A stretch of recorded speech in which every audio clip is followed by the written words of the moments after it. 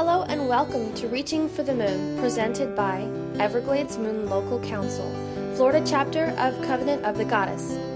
COG supports individual works by its covens, members, and local councils. It's a vibrant network of a myriad of Wiccan and witchy resources, religious support, friendships, service opportunities, and more. To find out more, visit our website, emlc.net, our Facebook page, facebook.com/EvergladesMoon, or Twitter, @EMLCTweets.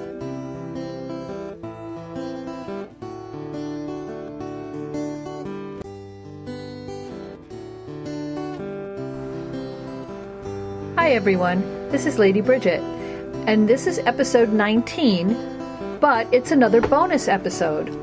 Because so many people asked us to record the workshops at our Turning the Tides event this past December, we decided to do that, and I'm going to bring them to you as bonus episodes in between our regular Sabbath productions. So we'll start with my workshop, which was Touching the Past, Ancestor Altars and Workings. It is a bit long, so I've added music in the middle, which is called Sing Me a Lullaby by Aradia from her album Songs for All Seasons. So let's get to it.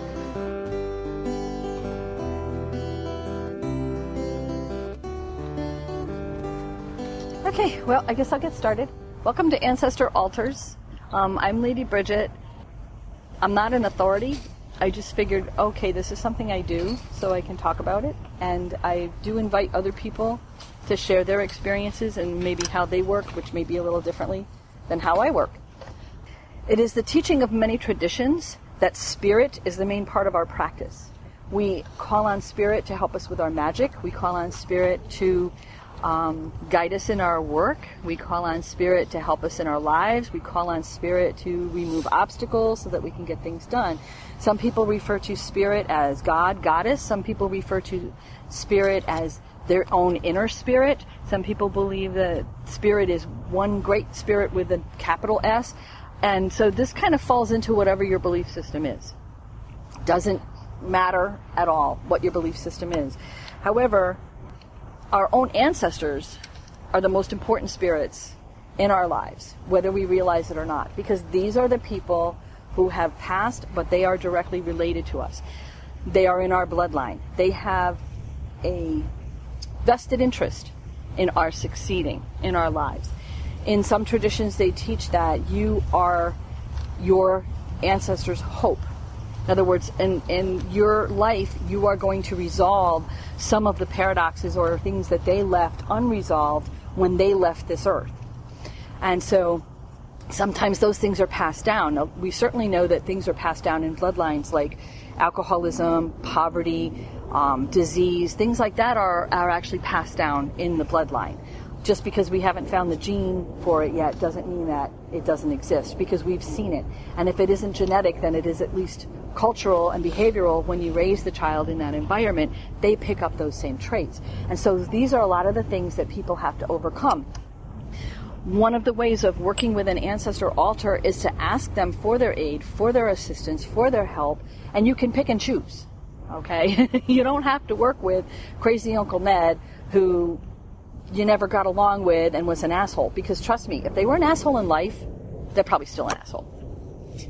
Because enough time has not yet passed for them to have processed their assholeness and have, moved beyond it.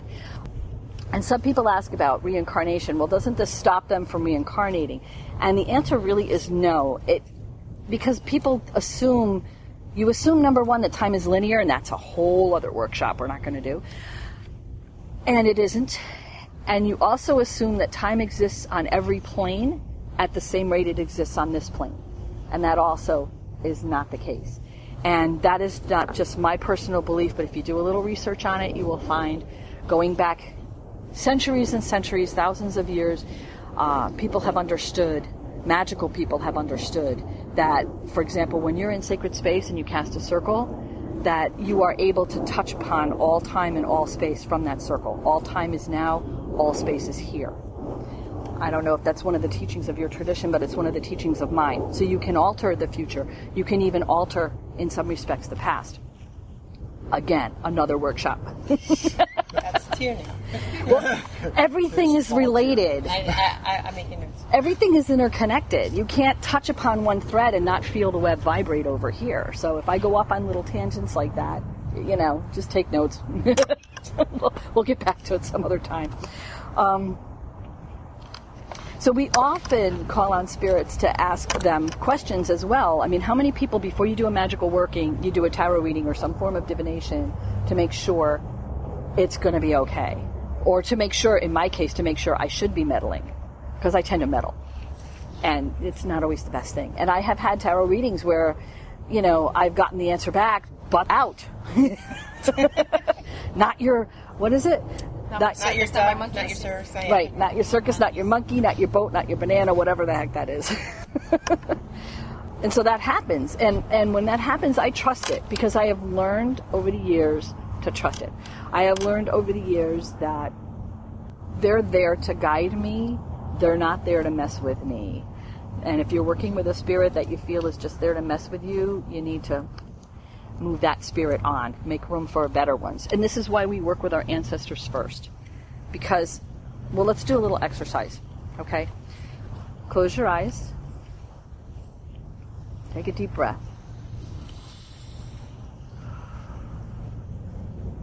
I want you to picture, behind your right shoulder, picture your mom.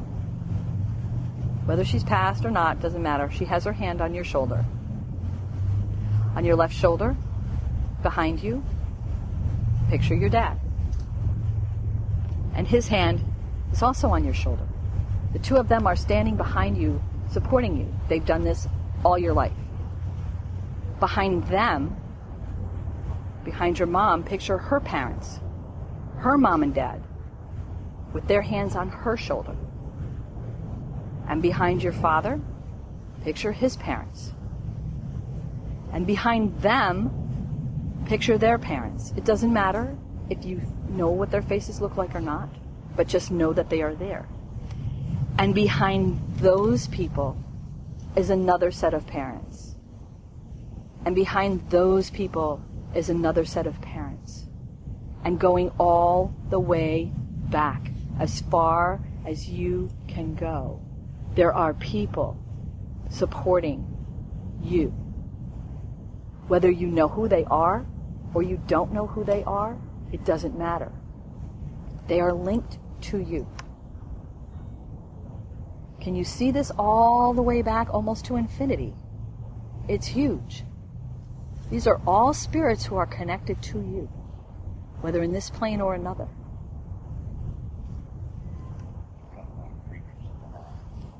So after you've absorbed that a little bit, you can open your eyes.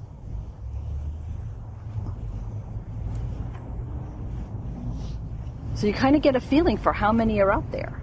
Known and unknown, named and unnamed. These are all people connected to you.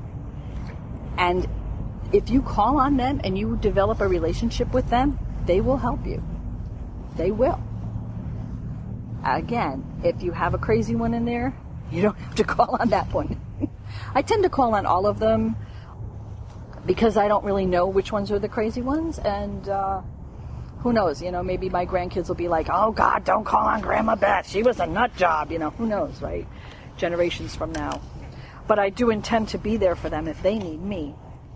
So in your mind, you saw this wedge of people, and you're at the forefront of this wedge. You also, now these are just the parents, remember. Okay, we just pictured parents.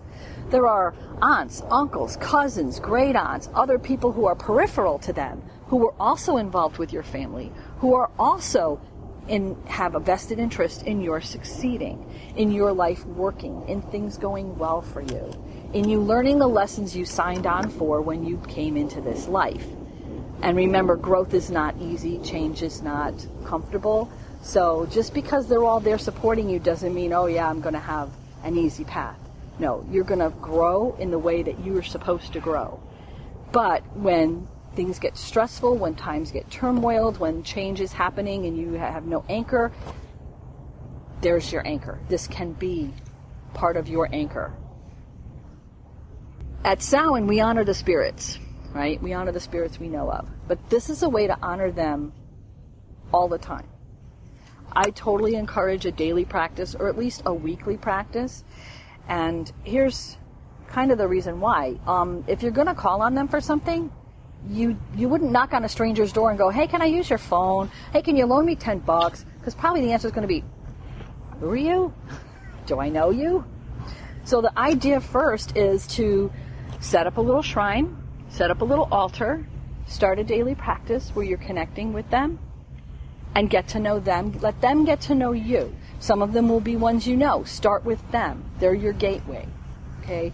Because they will bring in the other spirits, and ask them, bring in other spirits who can help me that you know of, and ask them to be like your gateway, to be your guardians, to make sure that, nobody creepy comes in. And you start with them, the ones that you know.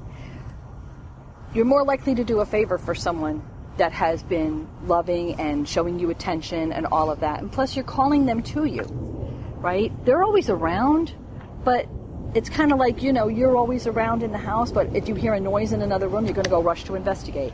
Well, if they hear you calling them, they're going to come to investigate. They're going to come and say, oh, she's calling me. What does she need? What does she want? What can I do? What's going on? If you just think about them in the back of your mind and it's a passing thought and there's no energy given to it, then you're not really calling them. They're not really paying attention at that point. So a good first step is to develop a relationship, is to set up a place where you will contact your spirits. So that's what we're going to get into now, though. So that's the why. Any questions about the why? Anybody want to add anything to that? Well, I would say ancestor. They call it ancestor work, which is a critical point in the Oriental traditions. Mm-hmm. And it's because they believe their ancestors are always there to back them up or to mess with their lives. Yeah, that's Shinto is a really good example of that. And Wicca borrowed a lot of Shinto beliefs, and we also borrowed a lot of Indian beliefs, because we kind of, whatever you see in another religion, if it goes ping in your heart, you're going to go, hey, you know what? That's true. I should do that. And it's kind of, morphed into that. And it's not just them, though. The American Indians were also huge on ancestors. And there are a lot of cultures that, even, I guess, Mexico, the Day of the Dead, that's very ancestor-oriented too, right? It's cross-cultural. So you have to figure this is probably the way human beings are wired. When something like this shows up cross-culturally across most of the cultures, and especially in the indigenous people, where they're closer to their original practices than they're much less commercialized than we are, then you have to figure this is how human beings are wired. There must be something to this. So I did this the Virgo way. I went through the who, what, why, when, where, That's usually how I write a workshop. It works. It works for me. It keeps me organized, especially when I haven't had as much sleep as I normally get. You'll notice I've made this altar up on a table. Okay? You don't have to have a separate table. My altar at home is on a bookshelf. My étagère, the French fancy word for open bookshelf. And I have all my little accoutrements, all my little stuff on there. And most of the shelves are for me, but I have two that are for the spirits. And I don't limit it to ancestors, although that's what this particular workshop is about, because I have puppy ashes and little trinkets from previous pets, and I have friends, and I have my Wiccan shelf and my familial shelf. And they do talk to me, and they'll talk to you too. You will definitely get a sense for, okay, this is a good thing, oh, not so good. They will let you know. You'll get this little nudge, or you'll get this little feeling of, I probably shouldn't do that. Pay attention to those, because the more you pay attention to those, the more positive you'll be about what the messages are that you're getting, and also the more messages you'll get, because you'll be opening yourself up to responding and hearing them. If you're all closed off, it's not going to work. You can do it on a shelf. You can do it as a wall hanging, a candle holder. You could put somebody's picture, and then you could put like a little shelf underneath it and maybe put a little candle or a little glass of water. As you can see, I use tea lights, and I use a little tiny cup, little tiny shot glass, as it were. And there's a reason it's a shot glass, okay? It's not that alcoholism runs in my family, but just let's say an appreciation for spirit. Yes, it's the Irish and the German. The Irish love their whiskey and their alcohol. The Germans love their beer. And you have a container there for spirit? Yes, my spirits love spirits. So, and there are little things that we do as well. In addition to just this, like on my grandmother's birthday, we light a candle for her in front of her picture. This is my grandmother, by the way. That's her picture. And she passed at 94. She was about a month shy of her 95th birthday. But we have to make a Manhattan because that was her favorite drink. None of us love Manhattans. We hate Manhattans. But we make a Manhattan and we toast to her because that's what you have to do. And if we go out to dinner and it happens to be a day that's special to her, then we'll order a Manhattan and we'll toast to her because we know she's very much there. My grandfather, he's a McDonald's coffee man. So anytime we'd have McDonald's coffee, we'd be, okay, Grandpa, here's a little sip for you, and we pour a little on the ground, which is very few and far between because I don't go to McDonald's and I don't drink coffee. But it does happen occasionally. Whatever you choose to use, it should be somewhere you can see it daily. So it shouldn't be hidden off in a closet. It doesn't need to be in a back room somewhere. Really, they want to be prominent in your life. Some of them were prominent in your life when they were alive. Why should they not be prominent when they've passed? And my mother has a hall with all pictures going down the hall, all the framed ones and the portraits and all that stuff. And I remember as a kid, walking down that hall, and every once in a while I would stop because one of them would draw my attention, and I would just stop and stare at that picture, and then later on ask my mother, who is that? And my mother would tell, oh, that's your Aunt Gert. She was 105 when she passed. It's like, oh boy, I better get a lot of Social Security. They live a long time in my family. So there's two other things that you want to make sure of when you set up your ancestor shrine, altar, whatever you want to call it. You want to have it in a place where you can leave a candle burning safely, even if it's just a little tea light, even if it's only for a couple of hours, and where you can leave a glass of water. So it should be, fairly sturdy, not someplace where the cat's likely to go and play. Yeah. Cat-proof it if you need to. Have it high enough off the shelf, so if you have small children, they're not going to be, or small children who visit, they're not going to be knocking into it, that kind of thing. Kind of the same precautions that you would take with any kind of altar, except that you're going to leave this one up all the time. This isn't one that you tear down and take up. Although I have snagged a few, from my altar to bring here for this event. So what can you put on it? As far as I'm concerned, anything goes. I have pictures. I have Lord Robin's ashes. I have a witch for Lady Demeter. I have a bell. The bell summons the spirits. In some traditions, they use a bell to summon the spirits, and I find it's good because of like an opening and closing for me as well, but I'm getting into the how now. But anyway, I usually will ring the bell, say my prayers out loud, and then kind of sit down and talk to them and listen. And that's a big part of it, is the listening part. You need to spend time. You can't, if you only have 5 minutes before you go to work and you want to light the candle, put a little water out, say good morning, and then you're off to your busy day, that's fine too. But you need to spend some time, daily if you can, weekly if not, sitting and listening, because messages only come when you can hear them. Sometimes I get messages when I'm driving, because that's the only time I'm kind of like zoned out a little bit and my mind's wandering, and I will get messages while I'm driving. But I've let them know that it's okay for them to do that. You also can set up your parameters. I've let them know it is not okay to wake me up in a sound sleep. It is not okay to touch me while I'm sleeping, but you may not have that level of spirit contact if that's not what you want, and not everybody gets that. So don't let that freak you out. This isn't that, but if you find that starts happening, don't get scared, don't get weird, just tell them, no, I'm not comfortable with this. This is not okay. And, they will back off. Why fire? Spirits live in the spark of the fire. Fire symbolizes the spark of human life. It's the spark. It's fire. It's cool. It's, If you look through Any color candle, by the way, is fine. I tend to use white because that's what tea lights come in. And my shelf doesn't like tall candles. If I put anything taller than a tea light, there's too much heat on the shelf above it. So again, safety first, common sense first. You can use pink for love, yellow for helping a recently passed soul find the Summerlands, any color that you like or your spirits request. Again, I tend to use tea lights because I can light one, I can walk away, I know it's pretty safe. If you're going to use tapers, you want to make sure that it's in a safe spot, in a safe way, that the candle wax isn't going to ruin things. Because, you don't want to put something on top of your picture and then you come back and there's wax all over the picture. Although if you're like me, I scan everything so I can always print out another one if I have to. I also have a cup of water.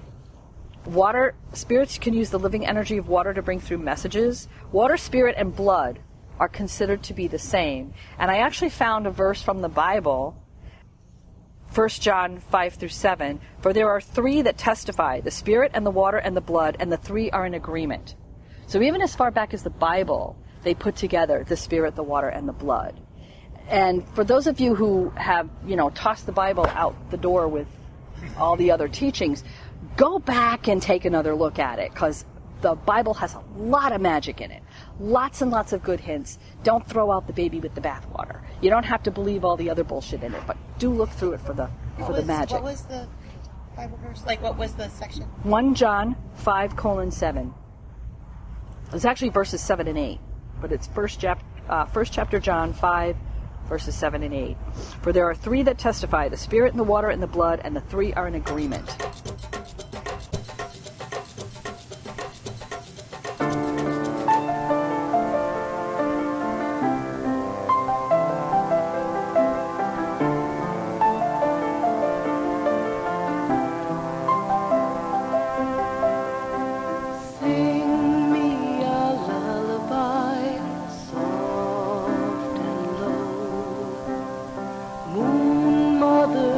Sail in the sky.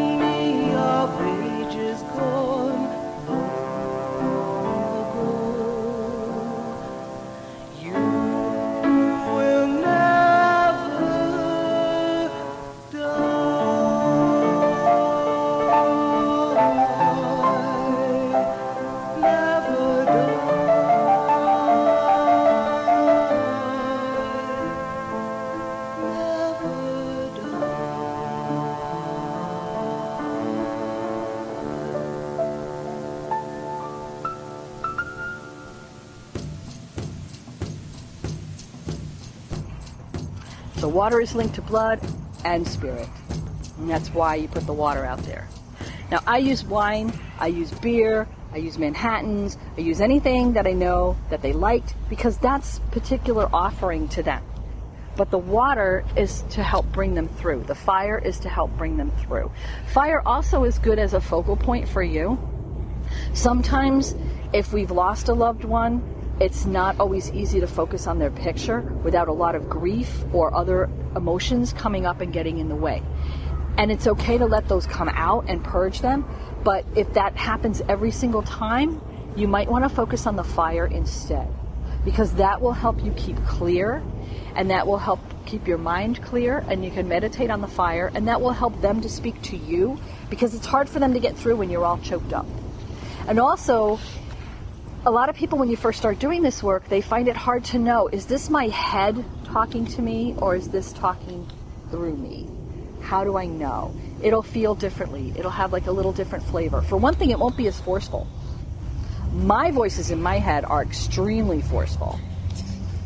They take after me because that's my little monkey brain in the back there, chattering all the time.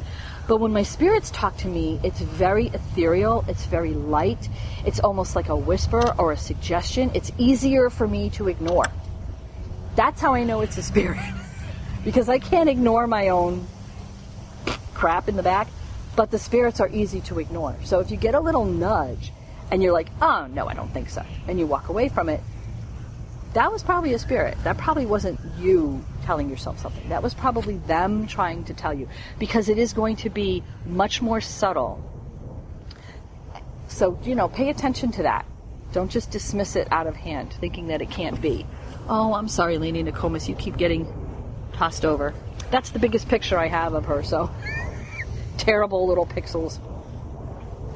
I also use Kananga water, which is this. I'm not going to pass it around, but you can come up afterwards and look at everything. It's Kananga water, and you don't have to use this. I just kind of use it. It's used to honor the dead. It's made from an alcohol base and lang lang. You can use a couple of drops in your water to scent it. You don't have to pour the whole thing into the glass. You can pour a glass of water and you can put a couple of drops in it. And it's long been used in hoodoo, voodoo, and other practices. But I use a little of the Kananga water because it's a tradition. In a lot of traditions, it's used to honor the dead, and it's specifically used for that purpose, not for any other purpose. Like some things are multi-purpose, like Florida water. Okay, Florida water is very multi-purpose. It's good for cleansing, which is also an alcohol base, and it's made with floral essences. And I know that now because I made some with Kasha. And it also lights on fire, which is also really cool. Oh, you haven't tried that? Okay, we'll do that right now. The Kananga water, well, it's made just to honor the ancestors. So it's an offering for them. It scents the water and it makes it smell nice. It also helps, because I find a lot of times aromatherapy helps us to get into the right space. So when I smell Florida water, I get a certain space. My brain goes to a place, because I've always used it for cleansing. I've always cleansed with my tarot cards. I've used it for lighting. It puts me into the calm space, gets me in the zone. Kananga water kind of does the same thing. So whatever you work with on a regular basis, if I work with the Kananga water, then I know specifically this is what I'm doing, because it's only used for that. If I'm working with the Florida water, I get into a ritual space, but it's not exactly just the honoring space. So it puts me in a little different mindset. Aromatherapy is really important for that. So if you have, for example, getting back to what's on the altar, if you have a specific perfume and you want to honor somebody, like my grandmother always wore emerald, so you want to honor them with that, you put a little of their perfume or the scent that they preferred around at that time. It helps to call them in. It's very much like, making an altar for the gods. If you know a certain god or goddess likes this particular item, you're going to put that on the altar because you know that it's one of the things that they prefer. You're calling them in, you're honoring them, and you're clearing up a space and making it for them. This is the same thing.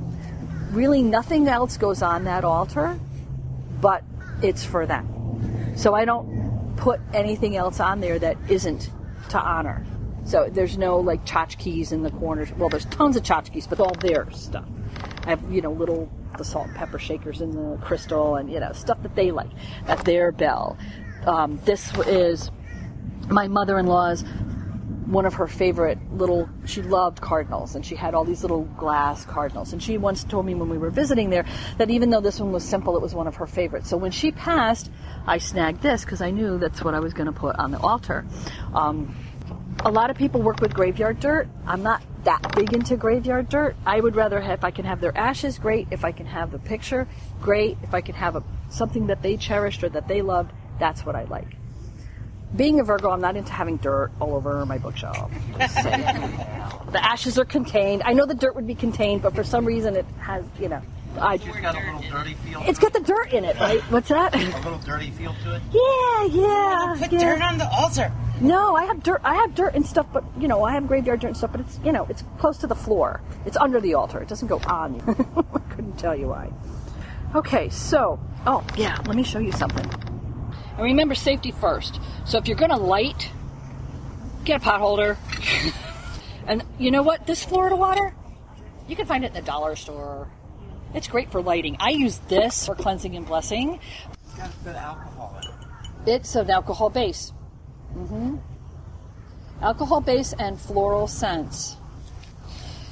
And I couldn't find a bowl, so I had to borrow one of Riken's. But then he said to me, just make sure everybody knows, you don't have to go out and buy a lot of stuff. You can put it in a jar lid and light it on fire as well. So everybody has jar lids. So you don't have to have fancy stuff. A jar lid and a pot holder. You need to have it on a heat-proof surface. I'm hoping that this yarn is heat-proof. I don't even know if it is. I'm probably going to blow it out now. The lid is hot, so the floral scent is more intense when you put it out. Yes. In fact, can you smell it? Yeah. Yeah. It burns the alcohol and leaves the scent. And it makes a beautiful, beautiful blue flame. And I do that every once in a while on, special occasions, which would be, anniversaries or anniversaries of a passing or a birthday or something like that. Just kind of like to ramp it up a little bit and go, hey, got you a present, check out this, Because we're all little pyros. So basically, I light the candles, I pour out the water, ring the bell. And I actually have 2 bells, one for my side of the family and one for Riken's side of the family. Because they both had bells, so it was like, that's kind of what they told me they wanted. You just go with it, And then I just ground and center myself. And I will tell them, I call to my beloved dead. I call to those who work with me and walk with me. I call to you who guide me. I call to Edith. I call to Frank. I call to Josephine. I call to Lord Robin. I call to Lady Demeter. Come and be here now as we honor you. Be here with us, with me, throughout this weekend, and any of those you know. You've met some of them. Blessed be. That's basically all you need to do. And just wait. If you have a question, which I often do, I will say, I'm having a situation. Could use a little help. And I will sit and wait. And if I don't get an answer, which is, it's okay, because a lot of times I'm just too in the question, so I don't get an answer. Then I'll just do a tarot reading.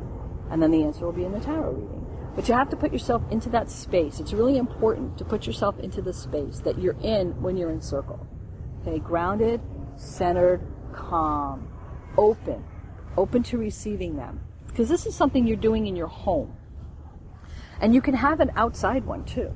You have, we have a little bird bath and things, but you can have stuff outside as well. But I prefer to do it inside because I'm more in control of what's going on inside. I don't have to listen to sirens or kids playing or people or whatever.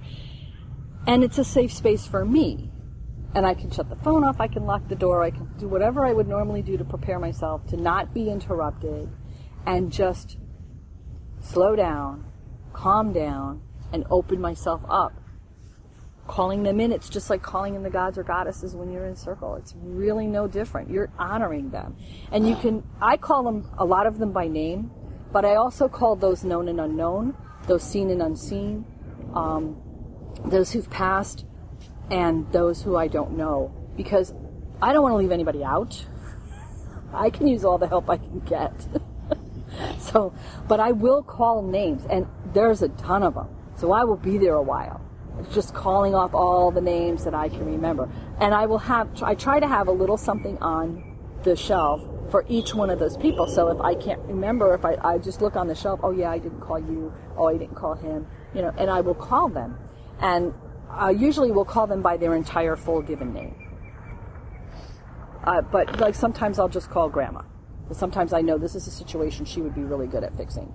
Or I'll call my Uncle George, because he was an engineer and worked for NASA, and he lived in Southern California, and the man was brilliant. I'll call on him when I have some kind of an issue that I know he can handle.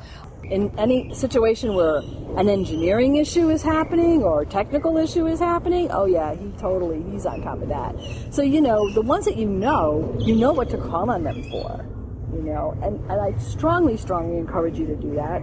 You can also say things like, hail and welcome those beloved dead who walk with me, help me, and guide me. Those known and unknown, those seen and unseen, I call to you and I honor you here and now and always. Just a simple little prayer, just a simple little thing to let them know, I'm here, this is your space. When I'm in your space, then you have my attention. And that's a big part of it too. Our attention is so scattered across so many venues all day long. To just take a few minutes to spend with them, letting them know that you remember them, because what is remembered lives. And this is a great example also to set for your kids. If you have kids that still live at home, I know some of you guys do, because then they see you doing this. This instills in them that ancestors are to be honored, that the elderly are to be honored, that they're not a throwaway commodity, that they're not something to be shoved off into a nursing home or forgotten about, or, oh, we don't have time for them. Yeah, you can ask for answers for questions. You can do tarot readings. You can do pendulum work. I find pendulum work is especially good around the ancestor altar. And sometimes they'll speak to you in your head, and sometimes they'll just give you a sign. If you want the sign to take a specific form, you can ask for that. I've asked for that before. I've said, if I should do this, then send me a butterfly. Just send me a butterfly. And then I'll be driving to work, and I'll pass this truck, and there'll be a big, huge butterfly on the side of the truck. Okay, that's not what I expected, but it's a butterfly. Okay, that's my sign, Just accept that the universe is going to unfold the way it's going to unfold, and don't put too many parameters on how these things occur. But if you ask for a sign, you can't ask for a form. Don't ask for something impossible, because, you're not going to get it. I mean, seriously. Once the altar is established, by the way, you don't have to be in front of it to have this connection. I talk to them a lot of times, sometimes in the car, because I'm by myself. There's no distractions. I have a 45-minute drive to work every day, so there's a lot of time for me to wind down, chill out, and talk to them. You can talk to them anywhere. But I find that once you have established the space where you do it, you have set up this connection, and then this connection continues, even when you're not in front of the space. And also when you have something to celebrate, make sure you come and let them know so they can celebrate with you. If you only go there when you want something, they're going to be like, oh God, here she comes again, what does she want now, right? When you have something to celebrate, go and celebrate with them as well. One other thing I want to also point out is that your body is the original ancestor altar, right? Because all of the genetics in the blood and all of that came down is right here. I wear mementos. I wear my great-grandmother's ring and her locket, which I always wear. So your own body is also an altar. There's so much richness here. Anybody else have anything they would like to share about their own practices? Mm-hmm. You know how you put some alcohol in there? I actually use the whiskey with honey already in it, because I figure that's combining the two things, honey with whiskey. I figure maybe they like it better. They might. I like it. Well, It's a great idea. You had talked about including in the celebrations. What I've found for my family, particularly at Christmas time, since they were all very big decorators, and that's the time that everybody would get together, that my mom gifted me with one of those ceramic painted trees that have a little plastic light. So now we always had one. My grandmother had one. So that's now in the center of my ancestor altar with all their pictures and their tchotchkes. And it's interesting to feel how the energy of the altar changes, because it feels like it's a lot more crowded at that time of the year, kind of like your house gets a lot more crowded this time of year. So Yeah, one's come to visit. like, oh, we know this tree. Right? Yeah. Yeah, good point.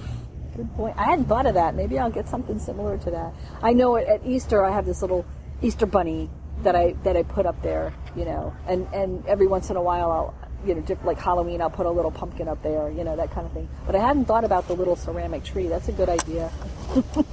I remember because I think one of my relatives had one of those as well. They were really popular. My mom and they all painted all of theirs. Right. They went to ceramics class and made them. Yes. That's right. Yeah. My mom did that. I'm sure it's been destroyed, but I bet the thrift stores have them. You can get the kit online too and make it. Cool. But that's a good point. You know, that's part of the celebration.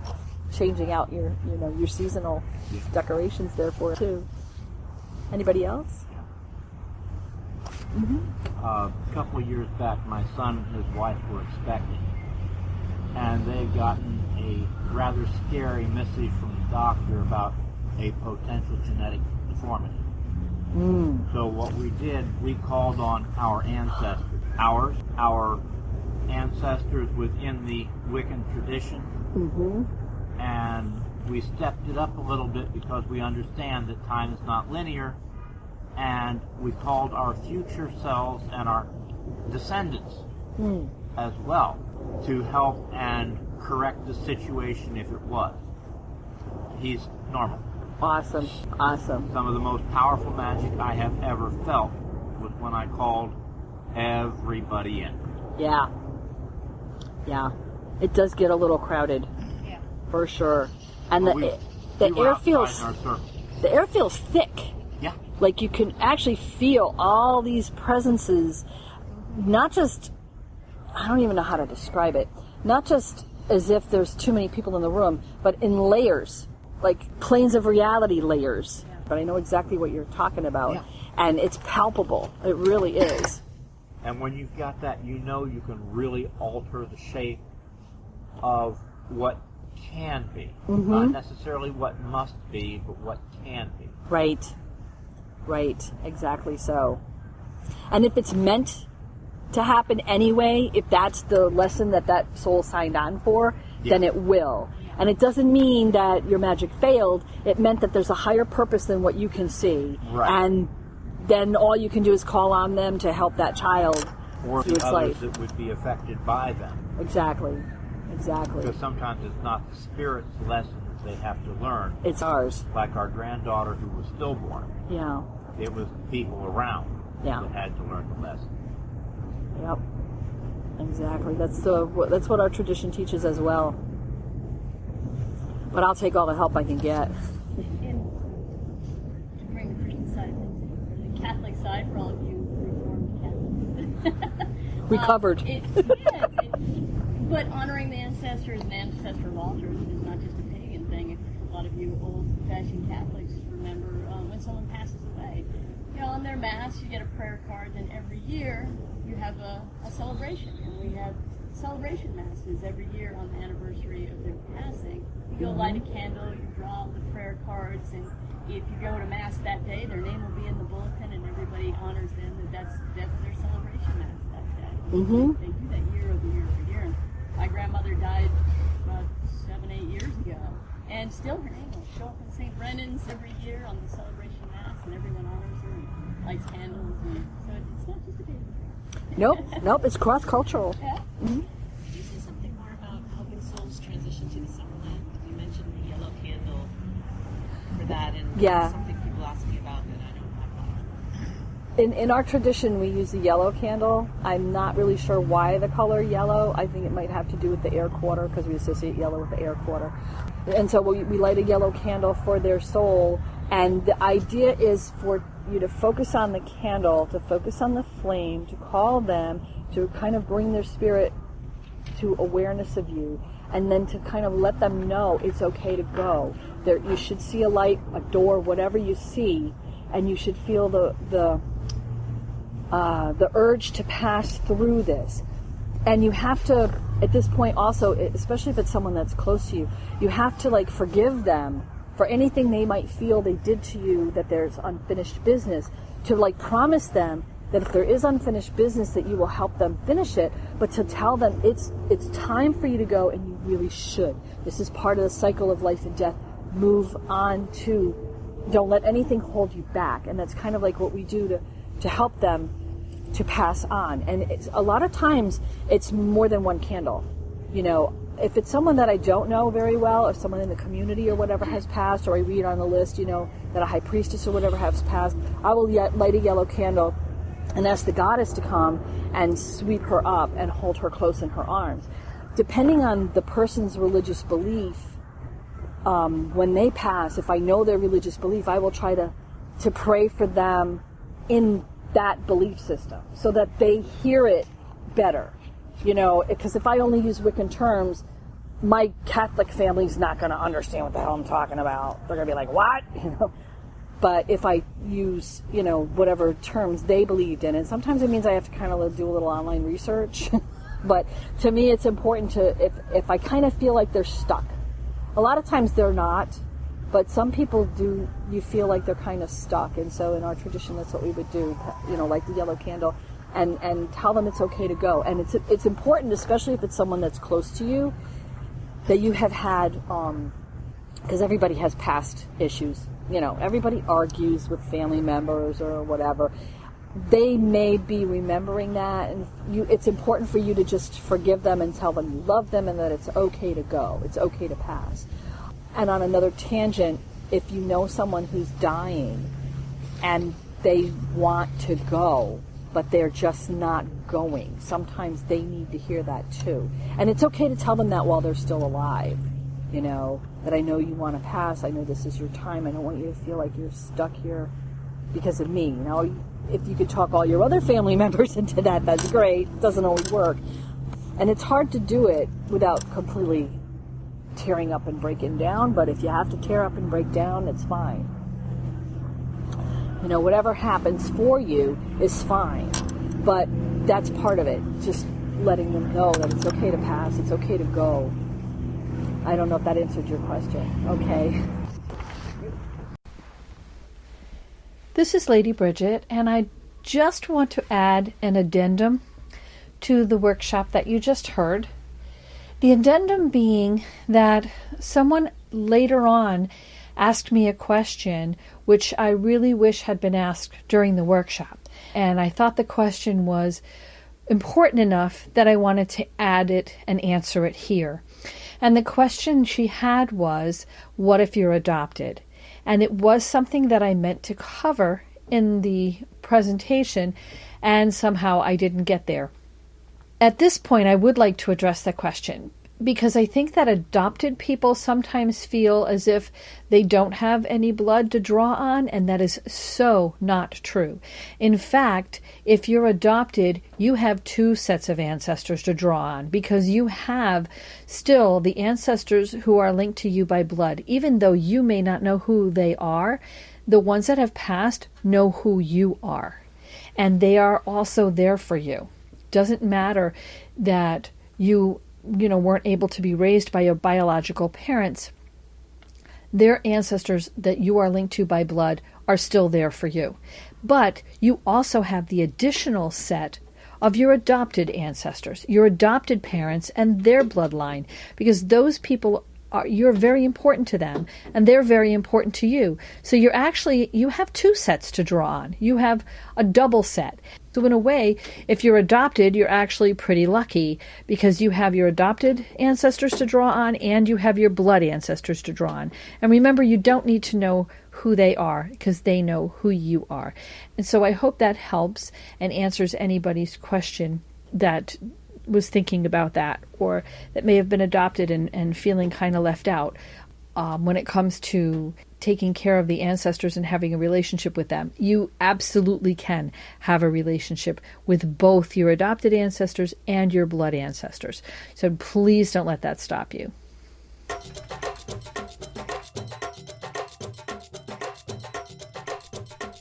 Are you interested in a magical immersion weekend of ritual, workshops, drumming, and dancing in Central Florida this spring? Then join us at Equinox in the Oaks, March 24th through 27th. Equinox is an earth-centered, family-friendly, participatory gathering. Cabins are available on a first-come, first-served basis, and there's plenty of tenting space too. Feel free to offer a workshop, register as a vendor, or volunteer to help out. We're also excited to announce that Andres Corbin Arthan of the Earth Spirit community is joining us this year.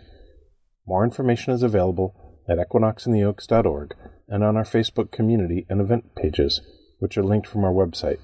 We'd love to see you there, so get registered today.